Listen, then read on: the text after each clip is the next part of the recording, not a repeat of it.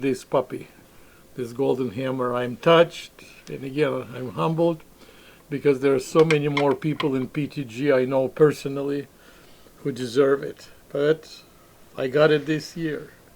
So thank you very much. It's a masterpiece, and I will cherish it until my last days on this planet. So thank you again. Brian You Janney, guys, Brian Janney and Jürgen Goering both say hello, Isaac. Hi.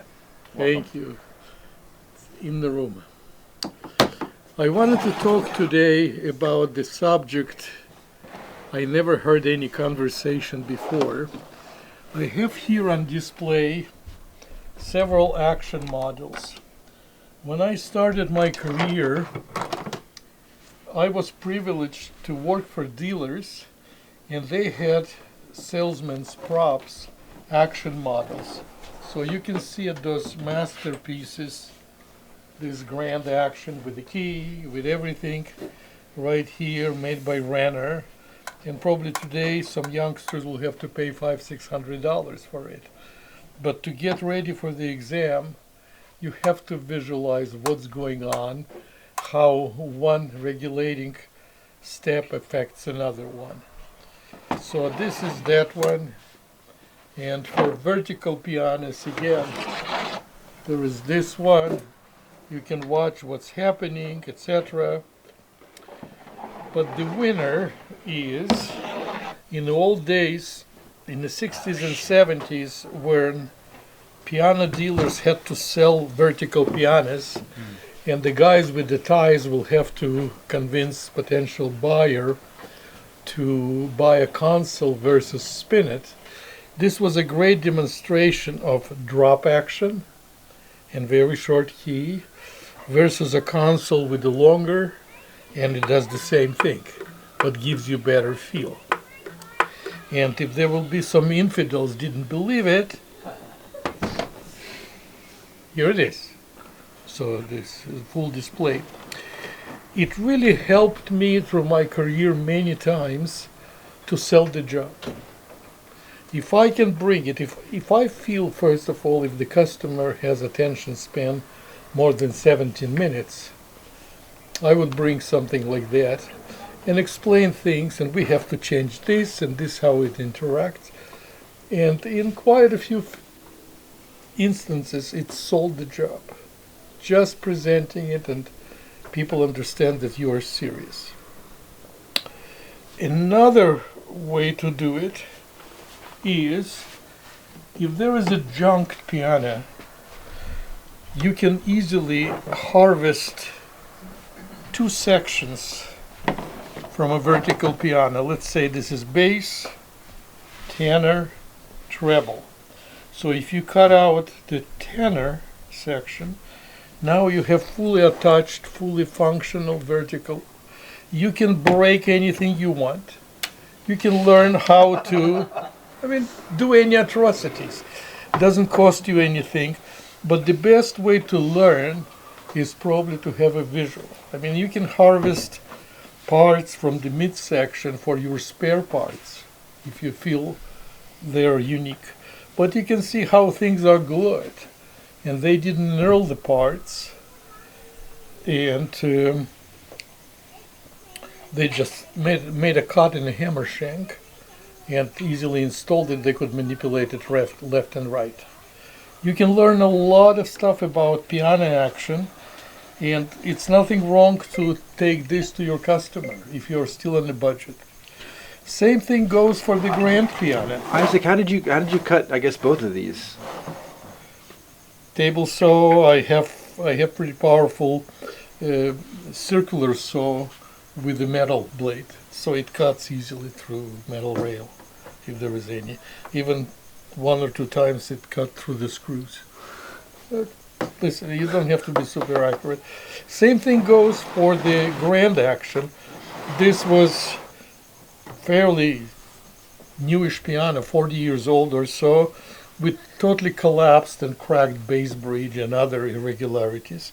So the church got another donation, and I had harvested quite a few cabinet parts, pedals, But here is the action. Here is the whole section. You can do a lot of stuff. I believe, team, you got one present from me. So it's never ending. If somebody has to deal with a junked piano, think about salvaging a section, and just for taking the RPT exams, you need it. So award yourself.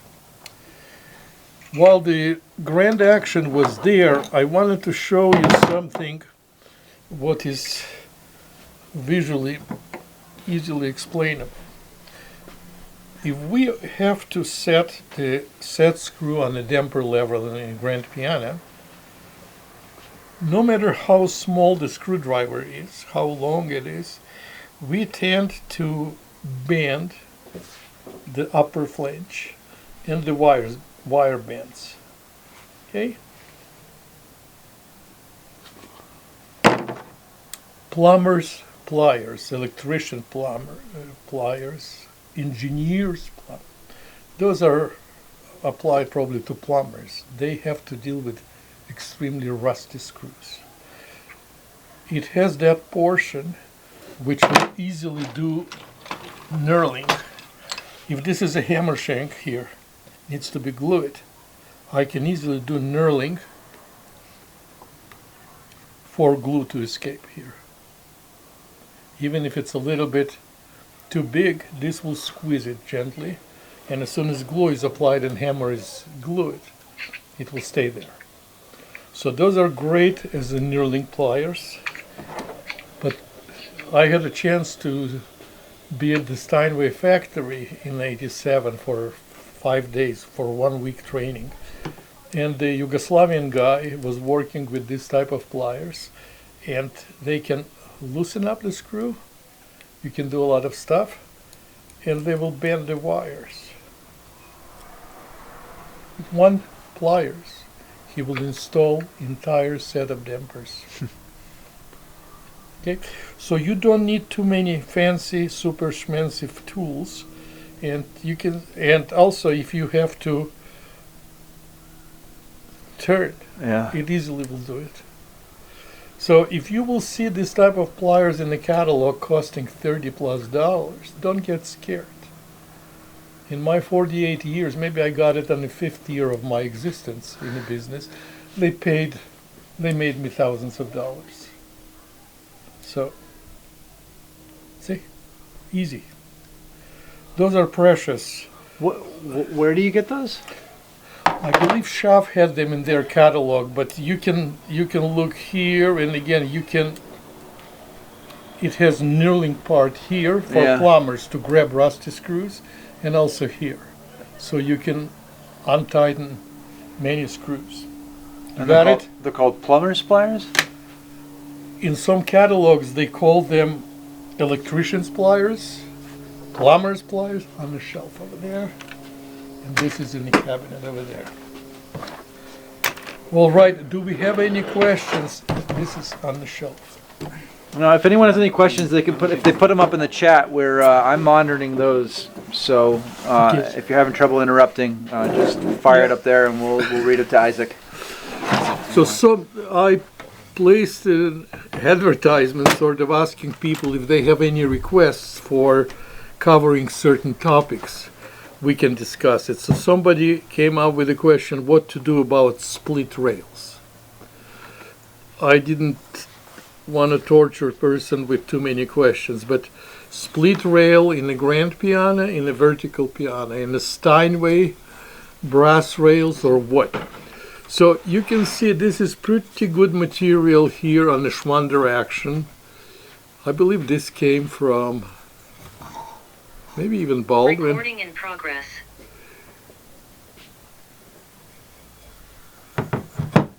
A lot of German pianos come with rails built out from delignite, multi-layered. So it never cracks, it doesn't twist easily. And of course the Japanese, the Asians are making aluminum rails, so they never crack. But every design has pluses and minuses. The most common repair people run into is a Steinway rail and it has tubular dowels. So if the hole is stripped, technician is trying to put toothpicks inside and it's not gonna work. To redo the whole thing on a 106-year-old piano and put customer through $20,000 misery, it's not for everybody. And sometimes you just have to get out of it. So the solution is woodworkers' catalogs have that type of a cone. It's a wooden one. And there's special drill coming with it, and it drills hole exactly in the shape of that cone. So here is step one.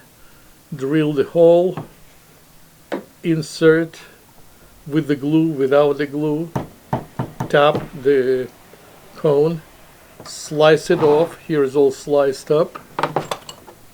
Find the center, tap it with a hammer, drill a fresh hole, you're done. And those cones can be purchased in packages of dozens or 100. When you need it, you need it. And then trim it off here too, so make it look neat. But from the top, again, only experienced technician will be able to tell this was a repair job. It's a quick way to get out on the ancient Steinway where customer has no desire to do expensive rebuilding. And woodworkers' catalogs have those puppies there. All right. And it can go probably on the floor near the drill press. Next question I wanted to discuss. I have a piano dolly there, and I have two more hanging over there. And since my accident, I'm not allowed. Eric, can you place it on the table? And an average guy will ask me, what the hell are you doing and why do we need a dolly? Those dollies made me thousands, if not tens of thousands of dollars in income to feed the family with 3 kids. This was sort of self-made. I have professionally made one. Why do I need them? In my early days, I used to move pianos. I used to have cargo van, and a console or a spinner will easily fit there. I used to flip them as well. And I will buy clean piano, needed to be just cleaned, light regulation, lost motion, and double the cost, triple the cost. And it was a good support for the family. So this was a necessity. Later on, I quit doing that. The boss prohibited me to do that, but I still had $3 in circulation. Why? People tend to do house remodelings and floor remodelings, and they need to move piano. I would go in their house, place a dolly, I will leave the piano, and even pregnant young mommy can shove the dolly under the piano. In order not to make piano slip, I will put water on the carpet. So when piano is placed bottom board on the dolly, it's not going to dance. Water? Water. Like you fly to Israel, or like spray bottle, or how much? Anything from Jordan River, the holy one.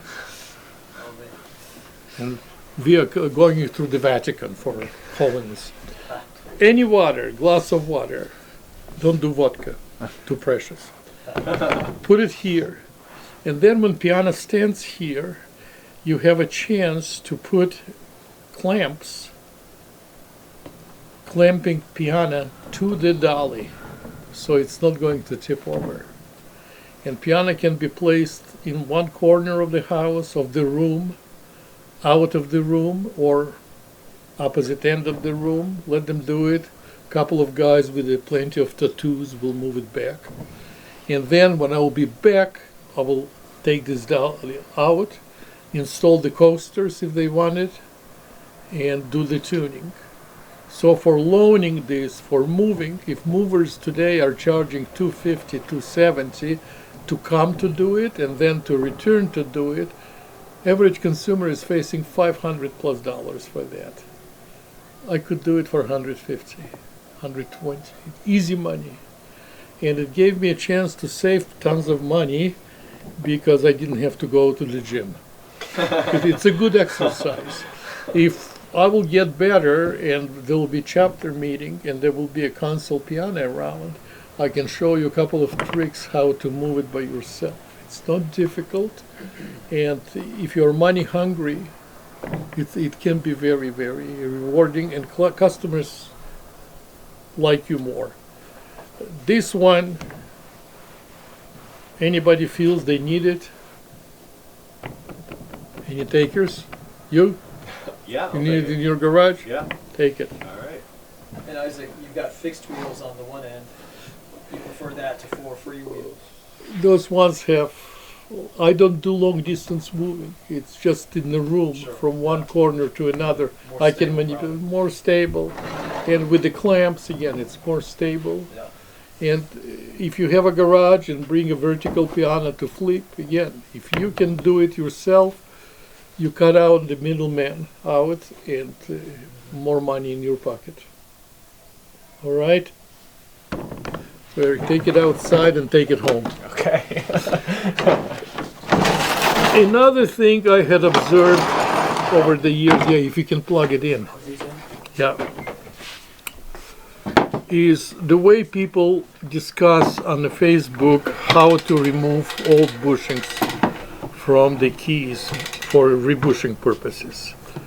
So I have a couple of old junked keys from pianos, and one of the ways I liked to do in the past is if you take a vertical or grand hammer from the treble section and slice it in half, you can have those felt wedges, which are very easy to install there.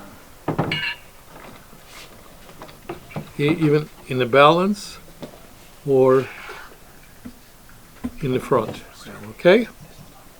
If you put too much stuff in it, vinegar or a wallpaper remover will affect the glue joint. Whoop. Ooh. That's cool. Out. Didn't like that. Yeah. Put water in it. Is everyone still there? I was scared that the light will go off and we'll have to cancel. Did they know what happened? Sorry, we had a little electrical snafu with a water boiler. Yeah. I think we're still okay. So what I had observed is many key rebushing jobs where technician did not take time to use steel wool and clean area of the key stick from dust. The minute you put wedges, the liquid starts to do what it's supposed to do, but after job is over, you can see liquid spill marks all over. And I had to follow a job where too much stuff was put in and the key buttons started to pop off. And this is a disaster because key button matches this key, but it will not match that key angle-wise. So it's a disastrous situation. It taught me a lesson not to use those wedges. How to do it. Steam. Steam will be coming very shortly out of this. And Eric helped me a couple of weeks ago. You were doing what my helpers do. As soon as it will start boiling, let me jump to another topic. And then we will return back to the felt removal. If you will hand me the vise here with the key, and where the David is standing, there are a couple more keys with the key button. All right. Let's talk about another suicidal scenario. Let's say this is an older piano, black key, and one piece of wood is missing here. before you touch and aggressively go and try to clean the piano, feel the bushings. So if you will do that with that broken piece, the key will be dancing all over. So what do you do next? If you notice that, before vacuum cleaner suction starts to do what it's supposed to do, you try to pick up that precious piece of wood and glue it back. If you're not experienced enough and it's already in a garbage bag, what do you do? How are you going to fix that? God had created key buttons. So, if you take a key button and lay it across this area, you can easily make a cut here. Here are the key buttons in any denomination. You can lay down the key button here, align it with the hole, cut it, sand it, trim it, glue it, clamp it, and it will be working just better than new one. So this is a good repair technique, and you don't have to jump off the Golden Gate Bridge. Okay? So have a good supply of key buttons. By the way, I was shocked. I opened the catalog, and the key buttons, one key button was $1.65. So imagine what does this cost, and I have full drawer full of that stuff. So you got the idea, right? This is the broken one. This is the pre-cut, ready for repair. And this is ready-made one. So you can see brand new key button, and you want to be perfectionist to spray it with the black paint on both sides. And first look, you will never be able to notice that repair. So have it in your library of repair tricks. It helped me quite a few times through my career. This will go in the very back, and this will go on the drill press, and this will go in. So let's do the key bushings removal. Eric did it before. Where is Eric? Oh, he's there. Okay, okay. Somebody grab the key, and if you'll hold it here 6-8 seconds, hand it to me. 4, 5, 6. Grab the next one. 1, 2, done. Next one. Next one.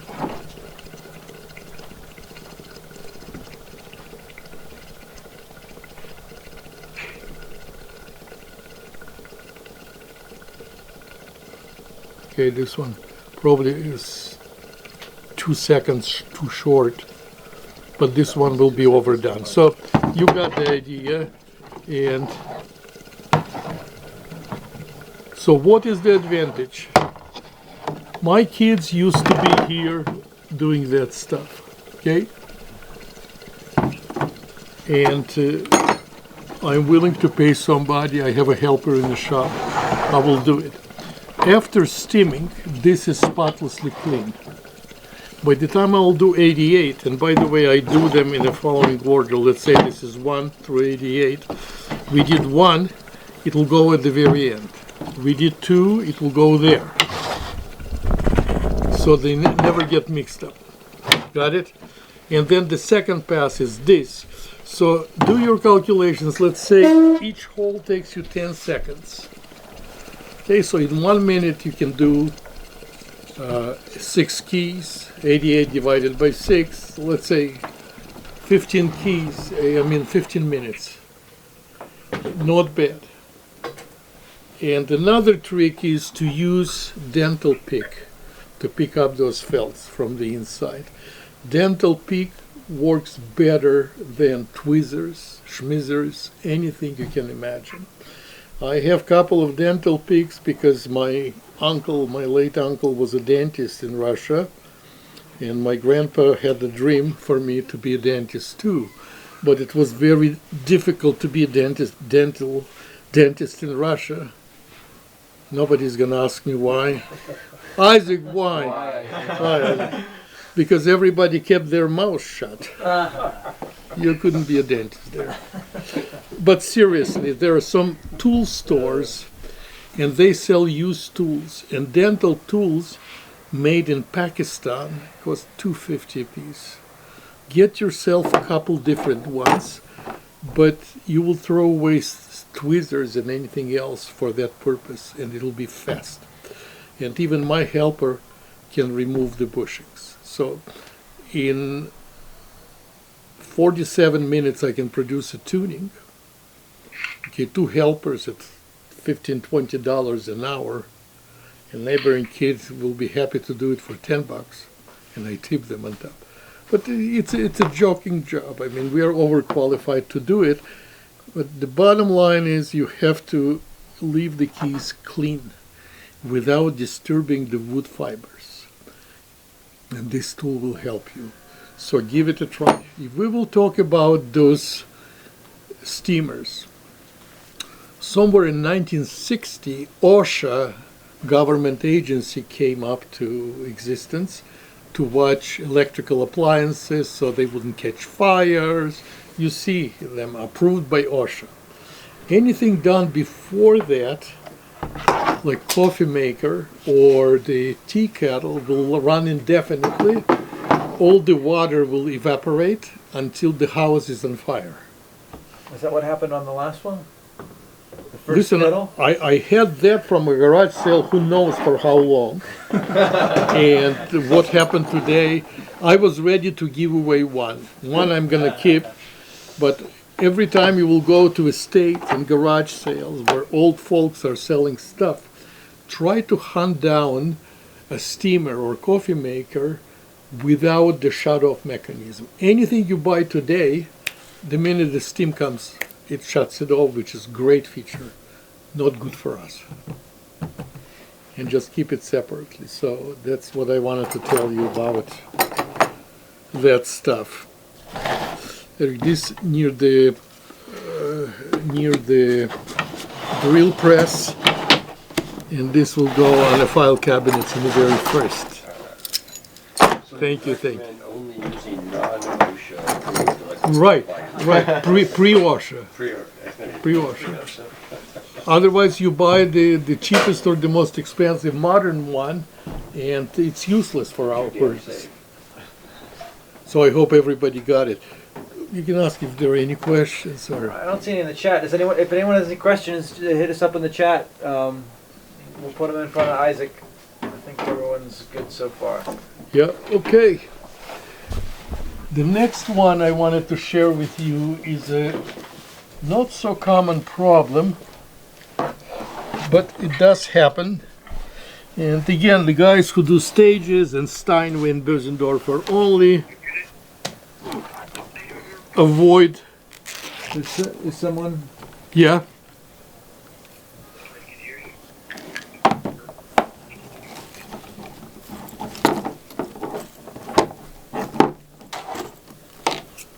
I'll get ready here in a moment, but if there are any questions, I can talk. Talk to me. So let's say you have a situation where not a Steinway piano has a little silk cord for repetition spring and jack return right here. Or old-fashioned, where the repetition spring cord is pretty long, goes through here. And again, it's busted. It breaks very easily. See, I just broke jack cord. Age. That's what happens. And remember, young people, only women get better with age. Pianos don't. So cords do break. What to do? I have that entire kit dedicated to that job. So if I'm on a job and let's say I'm 50 miles away and there is one weapon malfunctioning and I have to replace it, I can get to my car and get to it. So what it requires, every tool and drill is right here. First of all, as a replacement for Yamaha flanges and silk cords here, This is a parachute silk cord. My fingers will be bleeding before I'll be able to break this one. It holds more than 300 pounds. It comes from the garage sales where people sell stuff to fly kites. It's extremely strong. So get this, you will have 2 life supplies of that stuff. So in order to do this repair successfully, I need to poke the hole. Here's the sharp hole. So I'm centering where I'm going to drill. My power electric drill is running, and I can drill the appropriate hole. My drills are pre-tapered, so they're self-centering. When I'm drilling, it doesn't wobble. It goes straight in that little dimple, and I can go all the way through and do a clean job. So all the drills, just in case one breaks or so, are on a piece of magnet, so they don't travel there. Now, little glue dispenser. This is good supply of toothpicks. I can dip 1 or 2 toothpicks. I can feed the new cord here. Feed the toothpicks, plugs, and with those pliers again I can nicely cut it all the way flush. Okay, those are center pin pliers. So it's flush cut, ready to go. It doesn't take long. It's a very nice way to sell the job. Customer has to see, and they are why I'm punished. So I can show them this is modern Yamaha and Steinway with the butterfly spring. No cords are involved. This is beauty. But if Mason and Hamlin had decided to have cords, or this is Baldwin, and they decided to have cords, let it be. We'll have to deal with it. If I'll fix 1 or 2 and they see what kind of a process is that, I will tell them it's better to do 88. And so talk to your husband in the evening, let me know, and we will do it later. No push, no aggressive salesmanship. But in my experience, when people see the actual work and you're not talking, you're able to explain, it sells the job. And believe me, I did dozens and dozens of sets on pianos which are worth it. Masons, and there are a few more good names. This is Brambach, this is Brambach. Very unique piano, but again, there is tremendous stress on that silk cord. The repetition spring is pulling it with quite a bit of force. So you do that. And again, a lot of procedures can be done by my shop helper. I can show 1 and then say, do 87 more. And it's not Stanford University. All right. So Eric, if you wouldn't mind to place everything back in that order. Not at all. The whole idea about organizing tools like that is again to save you time. And well, I joke around. If you don't have a cord, you can start using the T-back cords. They're pretty strong for Yamaha flanges. Herbal tea. Okay, what else do we have there? Let's skip that part here. The white one. The white one, yes. Okay. Okay, Eric, if you can get me the Grand Action model from the shelf, I will get to this baby. Yeah. In case. The action model or the actual action? This one. Yeah, perfect. So let's say my client is saying, well, my piano has sticky keys. All right. This immediately brings to my memory class given by late Sid Stone, and he gave a class on reasons why piano has sticky keys. This man came up with 48 reasons. But first of all, first line of attack is to get to the key. So let's say this is out. Eric, where are the key sticks? Bring me two. The drill press. Okay, bring me two. Another thing I observe is technicians try to put every tool in one tool case. So after 2-3 years, as technician keeps enlarging his repertoire, the tool case gets more and more pregnant and heavier. And it's very hard to find everything. Certain tools are very small. They get hidden inside the pallets. You need magnets, you need magnifying glass to get them out. We don't do certain jobs every day. I tried to minimize my tool case a good 20 plus years ago. My back started to give me some signals. So I decided to put tools in the kits. Let's say keys in kit. What do I need? Everything I have here. I can enter the customer's home, make a second trip to my car, and I can do the following. Shaft sells this little cheapy quickie. I can get underneath and I can easy that key bushing here. Very easy, very effective. Better way to do it is I have the Renner pliers. $95 many years ago, and I can get under the front rail bushing, squeeze it this way and squeeze it that way. Easy. It doesn't work on a balance rail. So for the balance rail, we have those parallels. And I can easily get it here and there. And test the key and see if it works. If it doesn't work, if the key comes out of the stack, next area to check is that APSCO tool to check how is the mortise inside.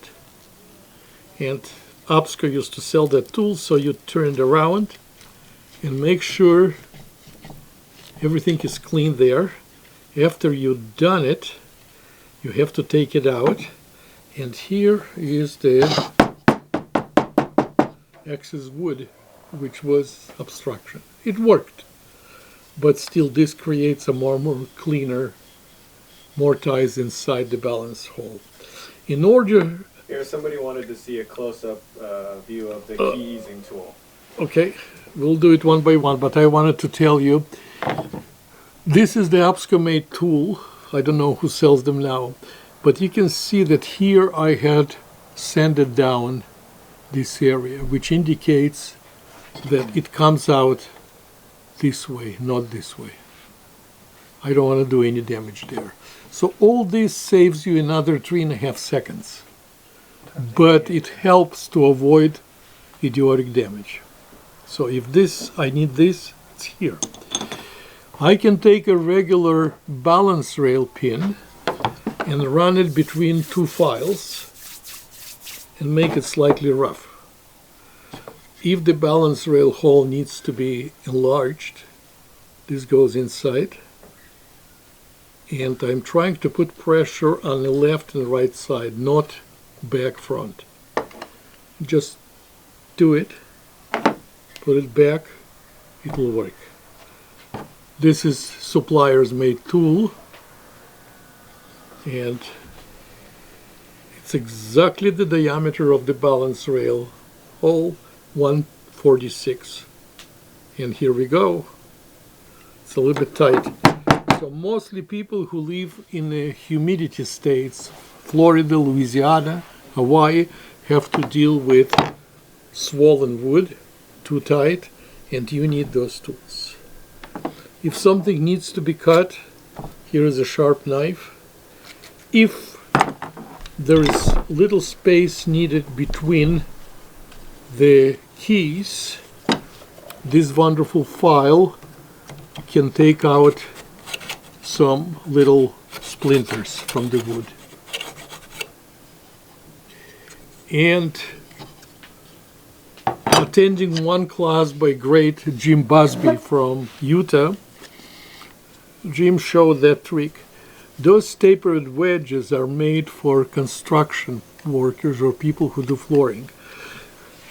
In 30 years or so houses, wood under the floors dries out and it's slightly loose and the floors start to squeak. When they do carpeting and flooring, they use those wedges and put them under the supports of the floors. So,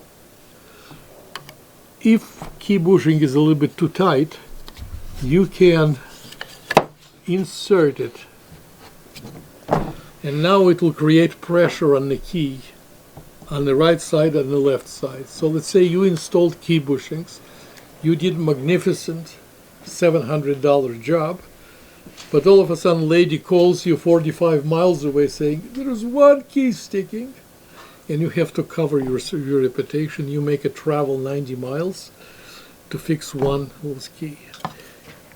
If people are willing to listen to me, I can tell them I will leave you 12 of those. If there is a slightly tight key, do that gently. You can smell people.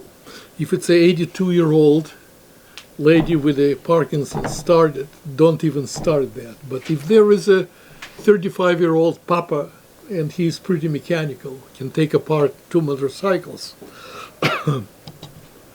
leave them here as a line of defense. It will save you extra traveling, especially these days with the cost of gas.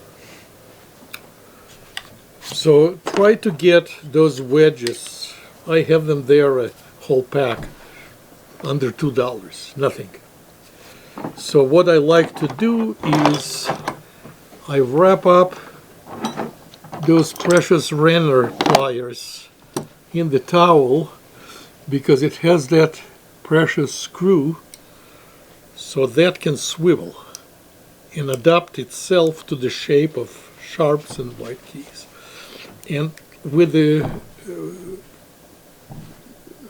car moving, they tend to come out and they're very easy to lose. So I learned to wrap it up nicely, and I don't lose the key. Then comes this file and those together, and then the rest of it can go inside the bag. And if I need to make a cut again, there is a saw here if I have to cut something. If you guys want to make a note, there's a lot of discussion going on about the kerfing. Anybody familiar? No?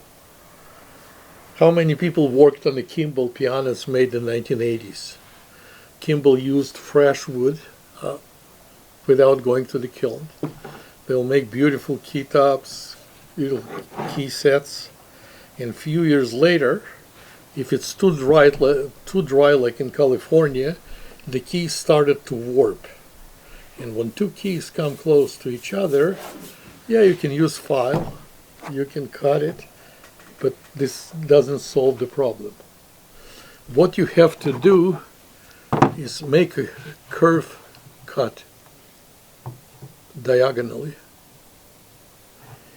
and we will need a demonstration. It's worth half of the class to show, because I saw too many times people sanded the key where there was almost nothing left and it's ready to break.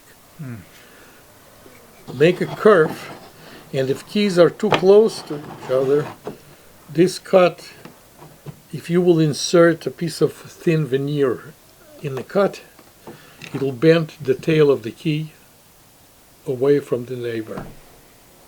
Got it? If you'll make a cut on the opposite side, you can bend it the other way. Or there are a couple more tricks. You always add material with a curve, or can you cut Well- material and bend it during the direction of the cut? It can be done both ways.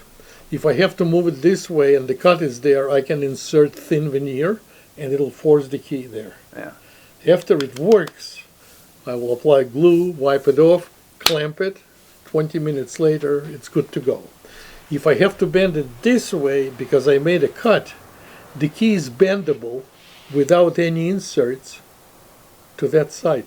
Do you follow? Yeah. One cut can serve in both directions. And this phenomenon is called global warping. So keys do warp. Anybody wants to put all this together? Christine had a comment. I think Yeah. it's relevant. Just that those Together? the shims that were Christine Faye. yeah, the wedges that you were referring to. If you ask the old person at the hardware store, they might know them as shims. Yes, shims. Yeah. Yeah, flooring shims. Yeah. Somebody asked me to share my views and repair techniques for hinges. This first plastic box will do it, yeah. So I came across Yangcheng. It was mishandled in the storage, and they lost one hinge and damaged another one. So I had to get brand new hinge. And I have a pretty good supply of old hinges scavenged from junk pianos, where let's say piece of the hinge attached to the rim of the piano, we can call it male, and on the lid female. They come together. So you have to have good match. And the difference between them is depending on brand name of piano, model of piano to another model. It can be the same Steinway, but the rim on Model B is much more monumental than on Model S. So the thickness of the rim is represented here. You have to find a match which will stay there. Then you can proceed. In this box, I have mostly number 6 screws. That's what is used by the industry for the hinges. Okay, this is flat one, and some of them again are flat, oval, round. Rounds are not used for hinges. I have collection of little wood plugs, so if the hole is stripped, I can easily tap in a couple of wooden shoe nails. I can find matching screw, and believe it or not, I have a pretty good selection of used older screws, so if I have to replace one or two, they blend in. It's very hard these days to find slotted screws. Most of the stuff sold is Phillips. So if I plug the hole, I have a very sharp awl. I can punch the center hole. I can drill the hole with the rapid insert, and the drill bit is pre-tapered. It'll go right where it belongs. And here is the drill bit for Phillips's. So everything is in this box. And I can do that. Now give me this long screwdriver, 2 of them. Another quote-unquote secret is to have this automotive screwdriver. So if this is a bent side of the rim, I can be with my fat belly against the bent side and touch on the opposite end the screws for the hinges. So I don't have to lay on the rim and look like total idiot in front of a customer. This really helps me to put good torque, and again, this is slotted and this is Phillips. So it has applications in pianos too. And sometimes in piano benches, the corner plates have 3 and 3 screws, 6 per plate times 4 hinges, 24 screws. And sometimes bench squeaks because after leaving Chinese factory, the wood had dried out and now it's squeaky. And you tightened everything, you are ready to swear. But if you will tighten those bench plate corner screws, it might help you to get out of there. So I keep them in the shop, but if time comes, if there is need, I can take it with me. So good collection of screws is here. Another thing you need is a good collection of L-pins to go into those. And I have a good display, I have a good supply of L-pins for the hinges. It's a good habit to check every piano you touch for the first time, and especially high school stage pianos. If they try to mic it and it's not loud enough, they take off the top, they lose the L-pins, they put it back without it, you the first idiot to open it, and the top hits the floor. So it's a good habit to do safety check and see if those are in place. If you are caught without those pins, what I can suggest is have some hairpins, have some old bass strings, cut some pieces. It can go there as a temporary. Coat hangers, cheap ones from the dry cleaners, perfect. They're bendable. With a pair of pliers you can bend it, make an L, insert it there, and make an L on the opposite end so idiots cannot take it out. And then next time you come with your supply of proper L-pins and install it. And that's everyday game. There are a few times a month when I have to catch this stuff and fix it first. And this just, it's all available through our suppliers. And if you are not doing it, you're missing a part to make extra dollars. You get bored and tired of tuning very quickly. If you walk to your car, come back, the cash register is clicking in your favor. And if you're equipped, you're a winner. So this will go outside back in my car for later. This will go to the very first aisle. And this will go on the shelf. Yeah, let's do that one. What do I have here? Oh, yeah. Guys, if you don't mind, Eric, Yeah. there is the key bed. Yeah, I got it. Yeah, bring it over. We will have fun now. Let's place it here.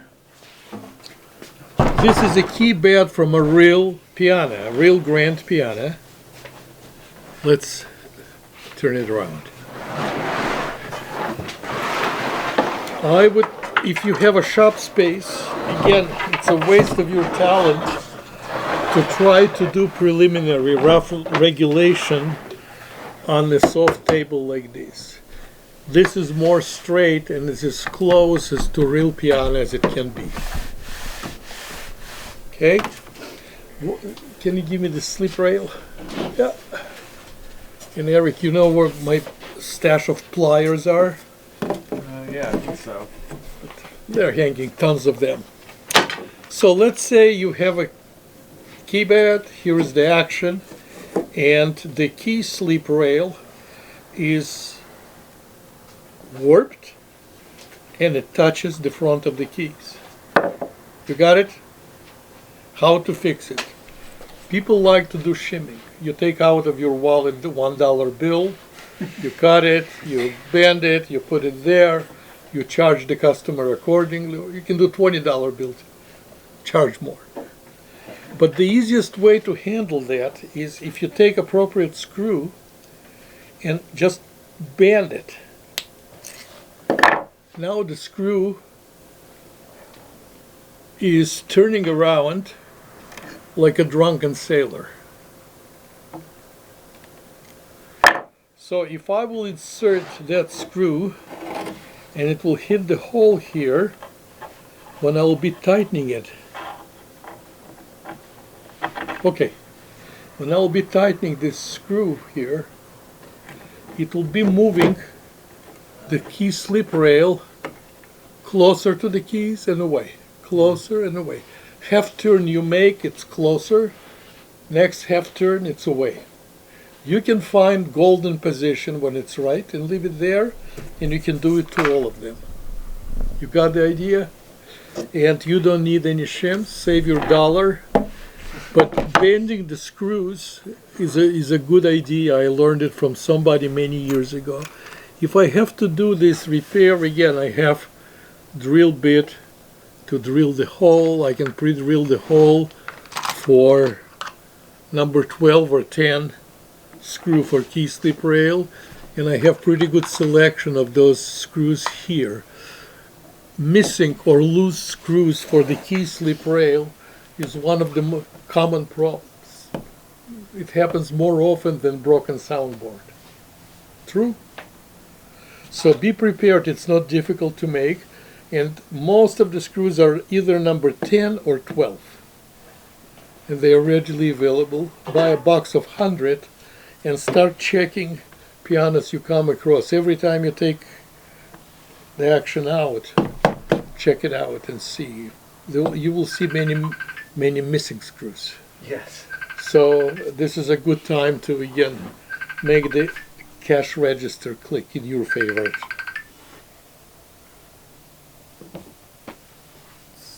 She's my girlfriend, ex-girlfriend. In that box I have lubricant VJ.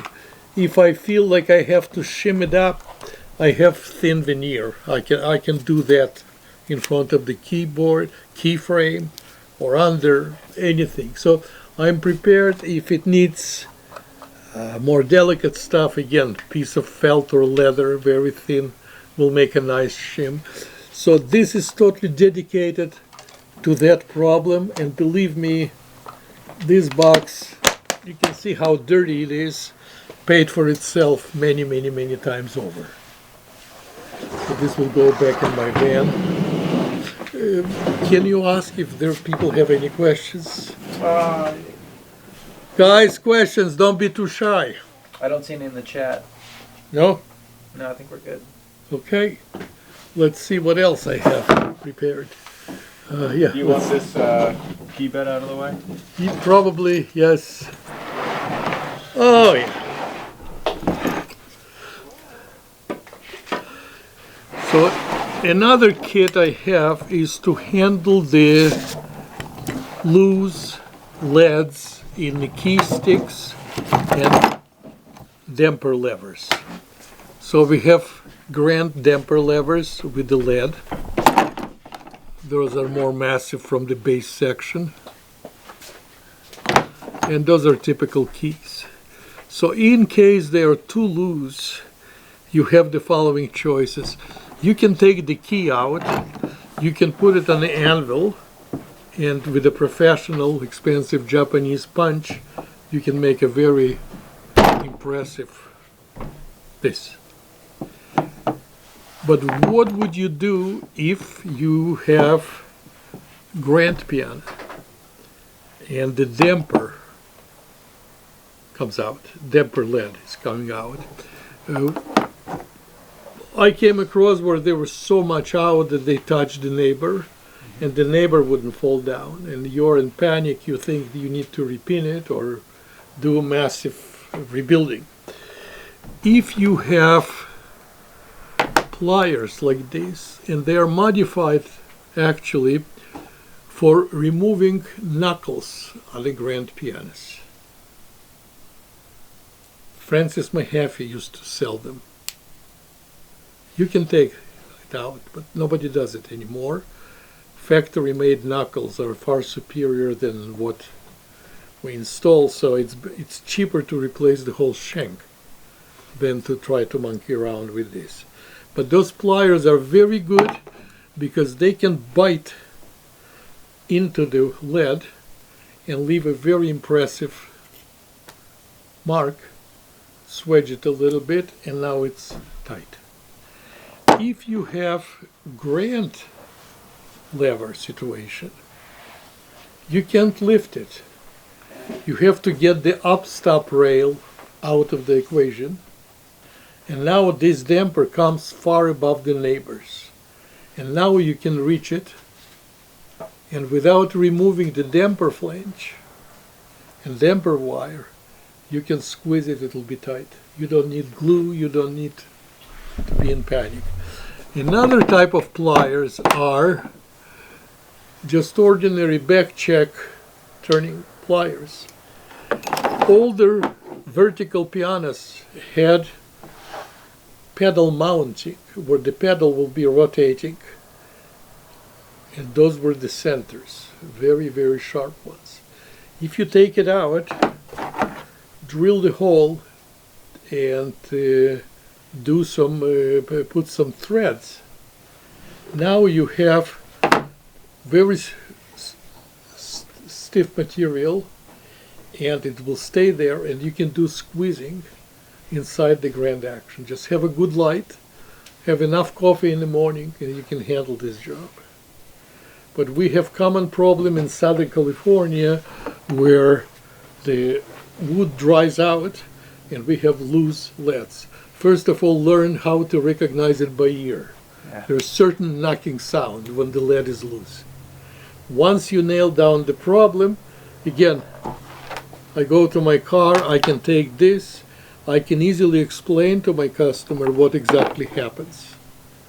Leads are loose, and it doesn't take much longer time once the upstop rail is out to go and do it to all dampers.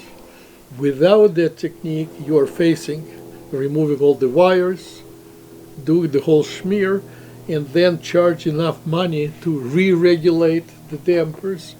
And the old saying from the old timers is, don't tamper with the damper. In the beginning stages of your career, try to avoid it.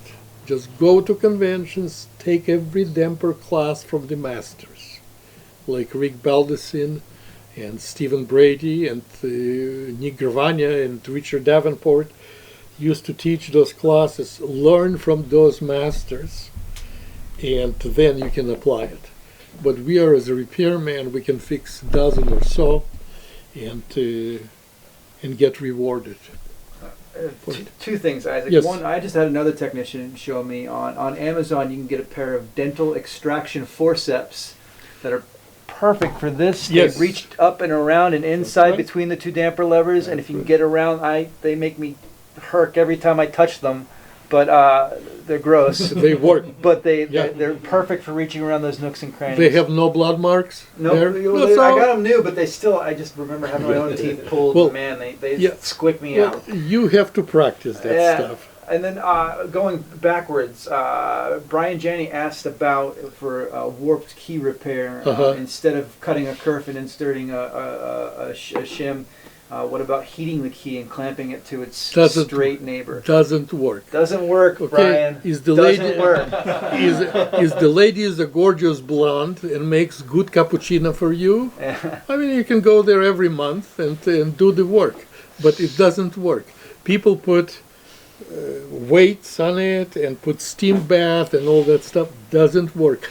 The grains in the key, it still keeps growing. You know, you heard from the people who cut down the trees. They cut down the tree, the only trunk is left, and it still grows. And still those roots find a way to the plumbing and get some fresh supply of water under.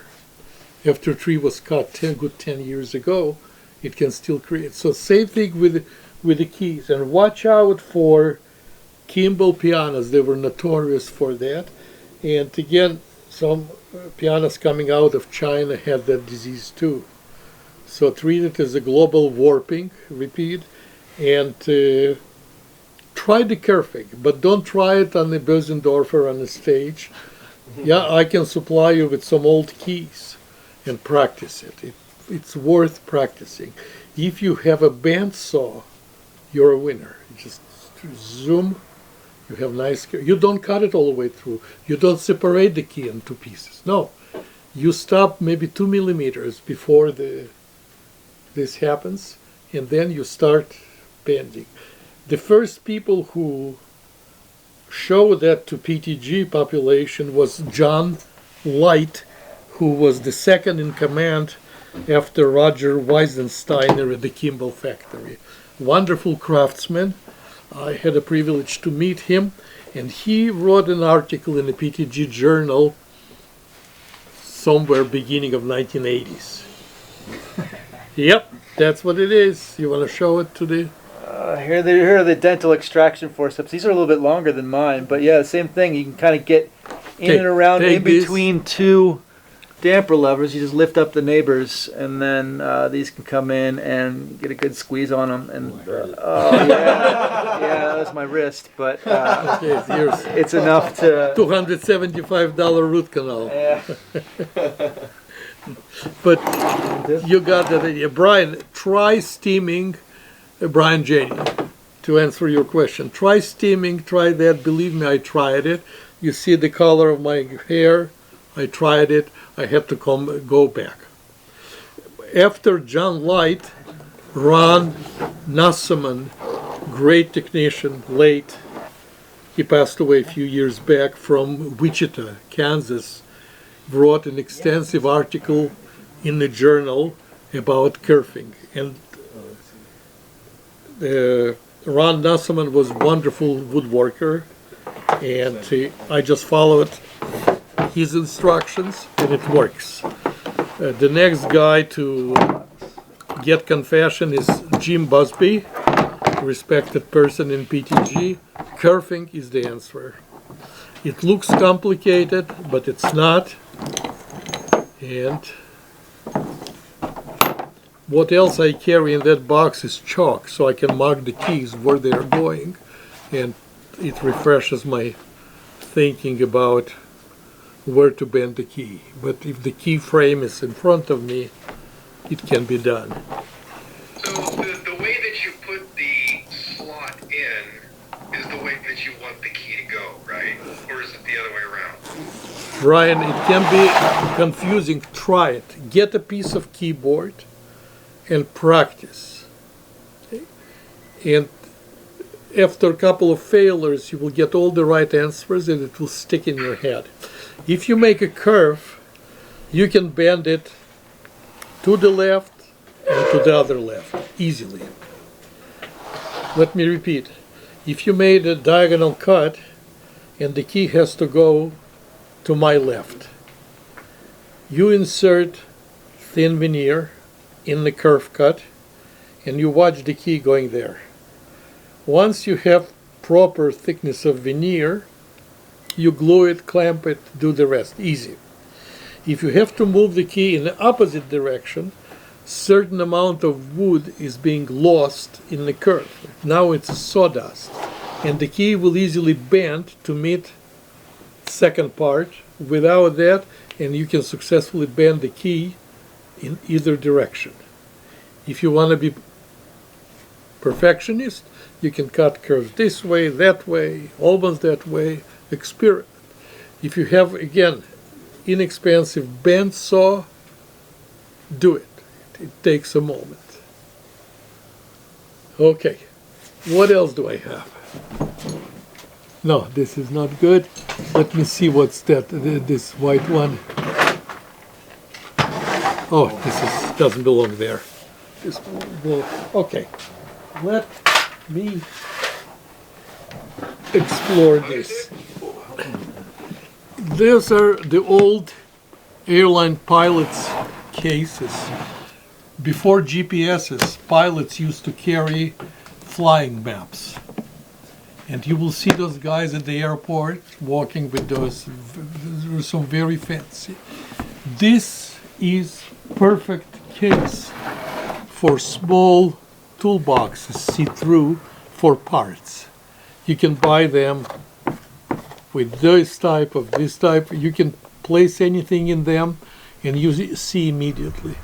If you are driving smaller cars, you can have 2 or 3 of those. Let's say in one will be vertical parts, in another one will be grand parts, in another one can be cabinet parts and pedal parts, but you got 4.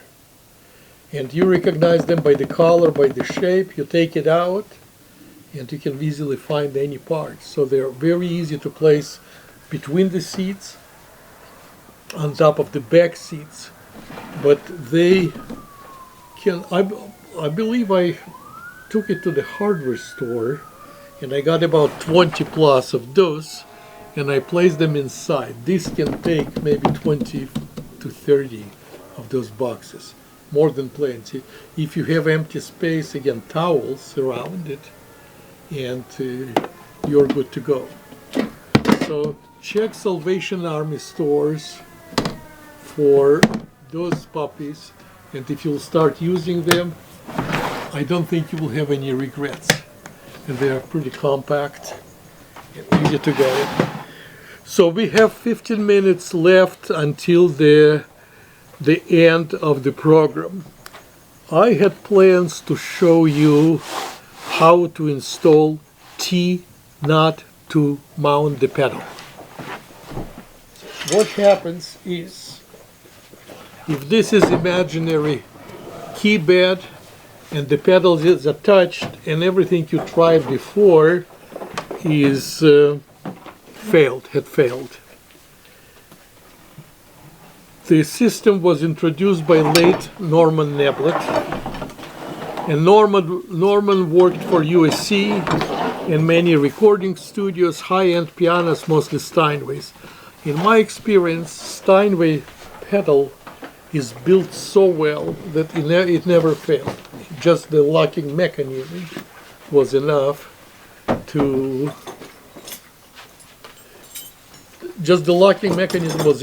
hold it. So in this box I have, stop right there. In this box I have all my paraphernalia to do this in a customer's home. And also I have this big box, T-nuts. Okay, I believe this one. Anyway, the T-nut is not in the shape of a letter T. And it needs to be installed in the key bed so it's flush, so the sliding of the grand action, shifting, does not get interfered with that.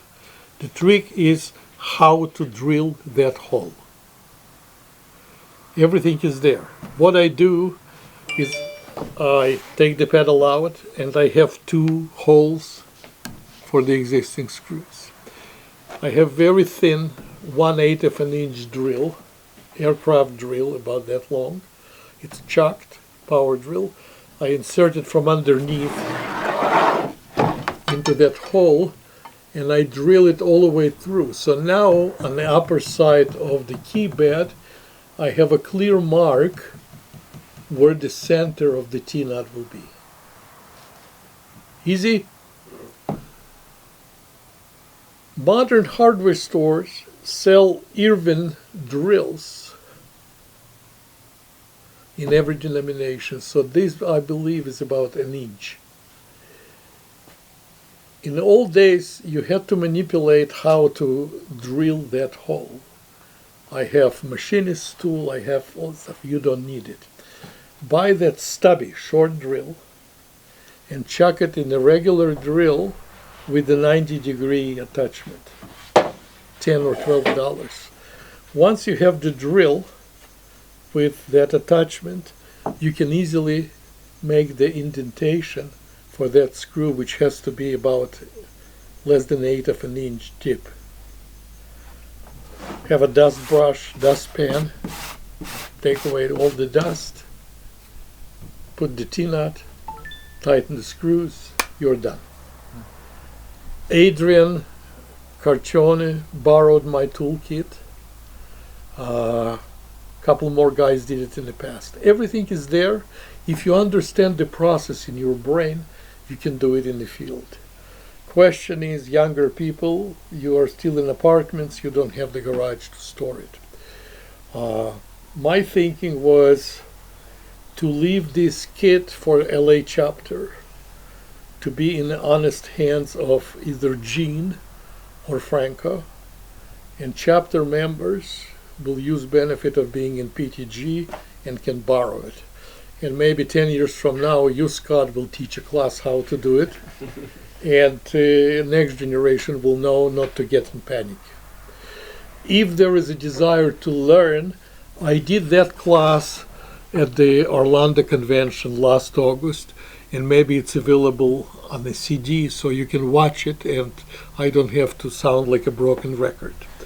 If you feel like to be done, I can do entire class on that, but there is not enough time. And again, we're dealing with pretty smart guys, and blanket is there, you spray it, spread it around, and you can do it. Another scenario to do this type of job, if you don't have idea what to do it, hire somebody who knows it, let him get paid for the job, and you have a privilege to watch, take photos, take notes, and learn the skill. It's a very lucrative. And bless you, Tim. It could take, if you try to do it in 37 steps, you go to the store for the drill, you go here, you go there, you don't know where to find the T-nuts. No, you buy a package of 100 T-nuts. You put all the drills in one bag. You put all you need for that job in one bag. Once you take it in your car, you spread it around. I have done this job in less than half an hour. Cost of this job can be 2.5 tunings. Do your calculations. It's a unique skill. It's like brain surgery.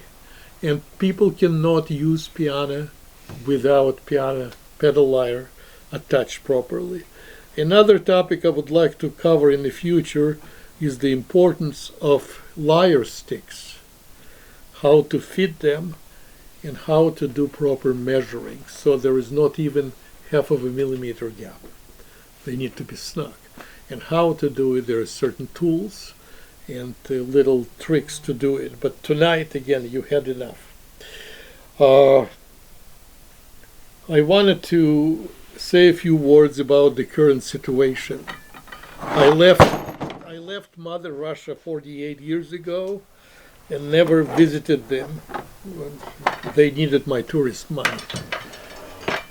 Have no desire, and what happens today in the world shows you how brutal the communism can be, because it's still in people's mentality that communism, socialism brings all the good stuff for everybody. And when Ukrainian people try to smell some freedom and adopt some justice and other stuff with the help of Western countries, you see what happens, and innocent people are dying. I served almost 3 years in the military in the city of Odessa, 80-piece military orchestra, and we used to travel through the military region, western, southwestern military region, or Odessa military region. A lot of rocket installations were there, and they will take us in the buses from base to base, and the shutters will be closed, and we will travel in the total dark. We didn't know where to go. But every city, they name it in the news today: Mariupol, Odessa, Nikolaev, Kherson, Crimea and Crimea, Sevastopol, Simferopol. I was all over those cities. The guys who served with me were from those cities. And we were a bunch of Jews, Russians, Ukrainians, one Kyrgyz guy, and we lived together. We never had a problem. So I feel bad for what happened, and as a tribute, I would like to play for you a couple of beautiful Ukrainian songs.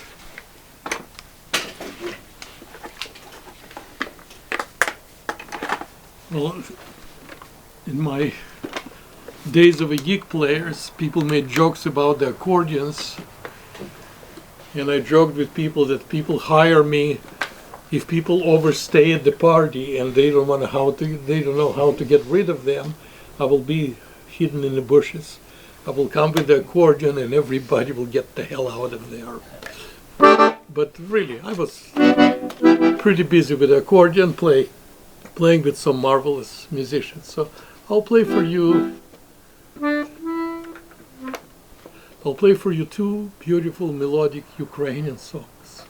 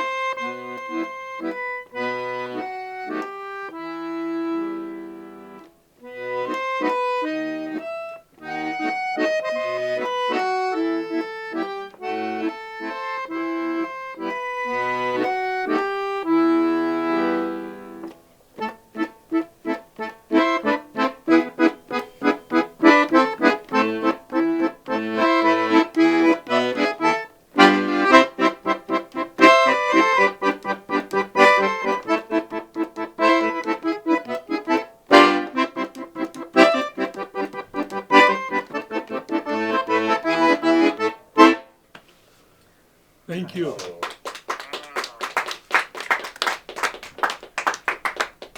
Thank you for ending on a positive song so I can read these comments without a wavering voice.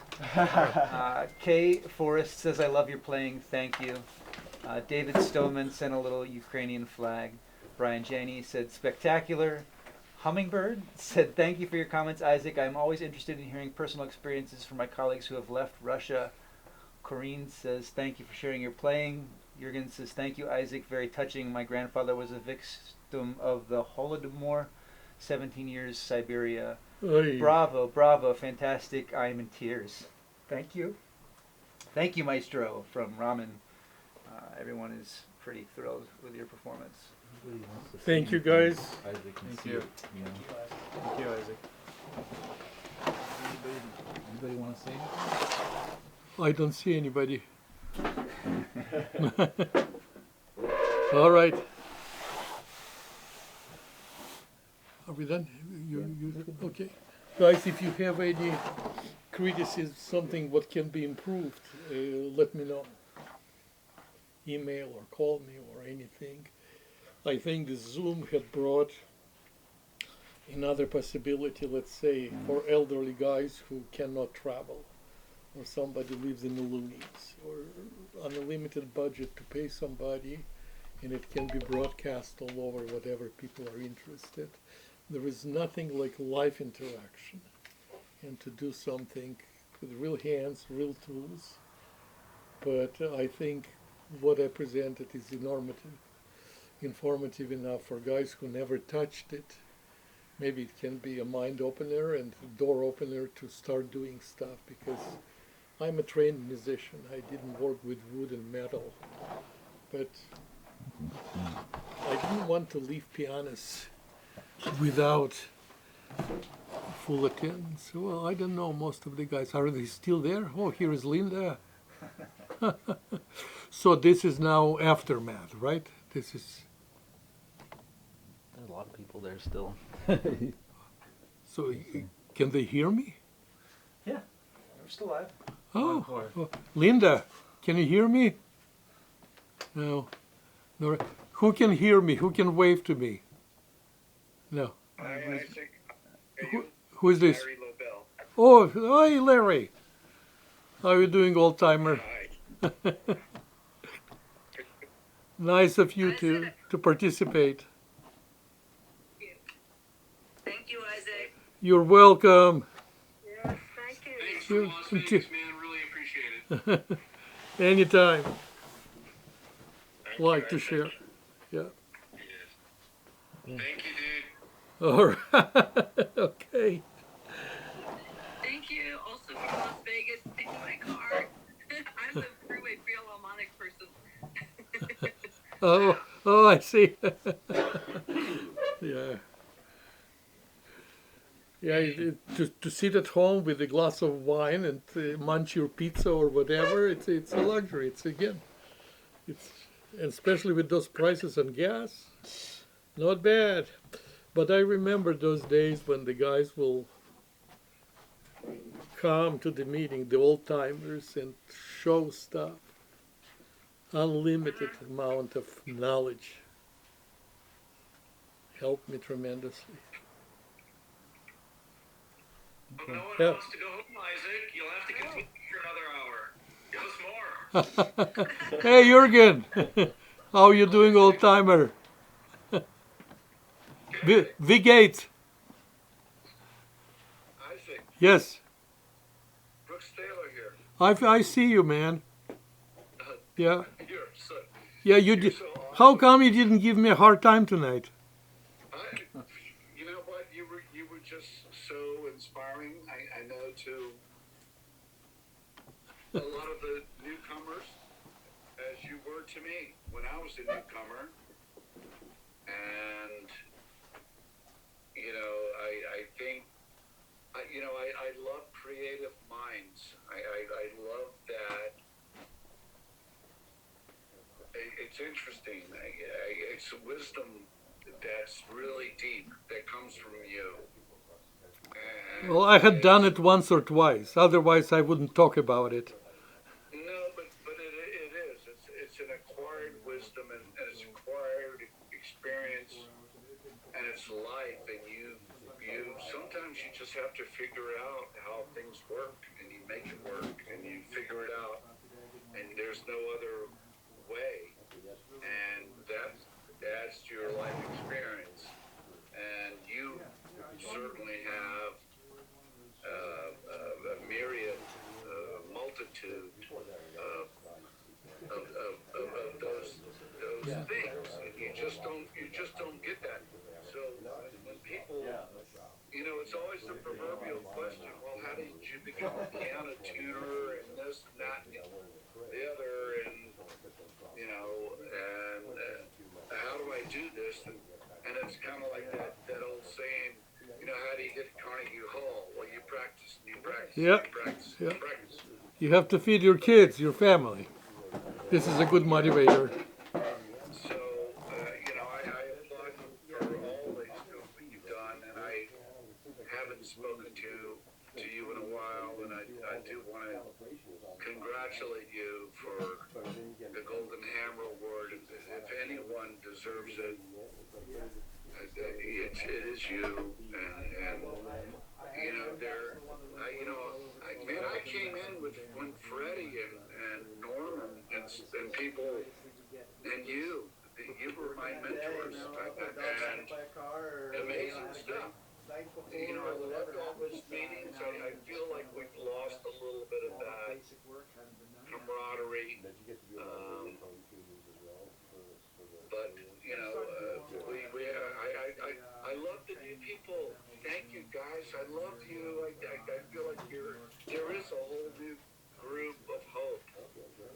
that Yep. are excited. So I'm not going to go on any longer, but thank you. It's so good You're to see you welcome. again. Come on over one day to visit me. I will. I'm out your way a lot. Yeah. I will indeed. Okay. All right. We'll have to back here because those guys have to a long, super long drive. So they're gonna help me to wrap it up here. And until next time. Goodbye, everybody. Bye, Isaac. Thank you. Did you cut your hand? Yeah. Don't worry. I'm not going to claim disability. Thank you, Isaac. That was great. Oh, you're welcome. Thank you for playing. That was really nice. Thank you. Is that everything from this one? I think that's the only thing that came out. Yes, I yes. don't have any. Put it there.